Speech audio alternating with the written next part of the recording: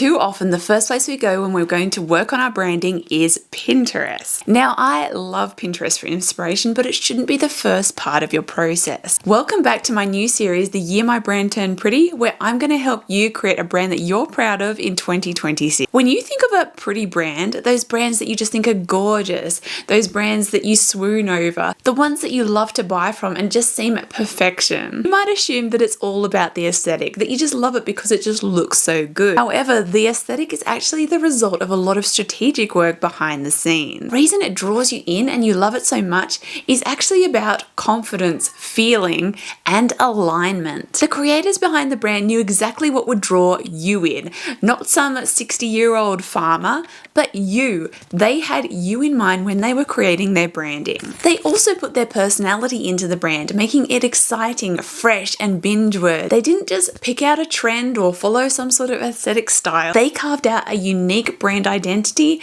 based on who they are, who you are, and what their brand message is. This makes their branding unique and stand out to you. They're also very clear about their brand values and messaging, which makes them feel like a bestie who just gets you and has the same beliefs and worldviews as you. This is so important in branding, is to really let those values and the things that are important to you shine, because then you attract the people that have those same values.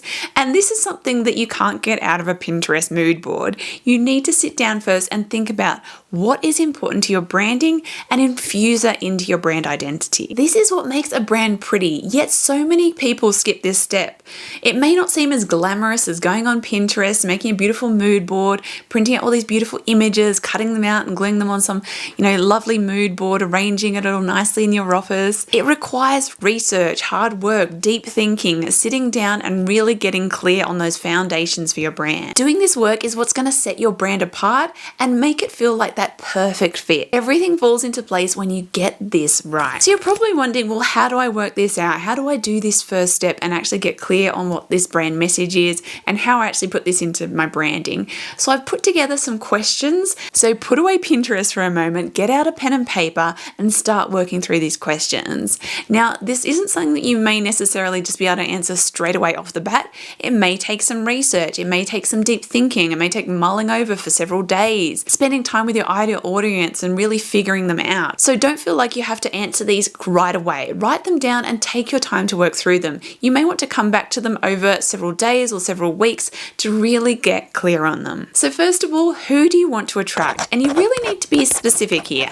You don't want to say something very general like mums. You want to get quite specific on who this person is. So you want to be looking at things like both the demographics and psychographics. So demographics would be things like gender, age, where they live, that sort of stuff. And then psychographics is more how this person thinks. And this can be where the gold lies, really getting into the head of the person you're trying to attract. We want to think about things like their needs and desires. So thinking about what you offer them and how that relates to their own needs and desires. You also want to think about how they want to feel. So how do they feel right now before finding you?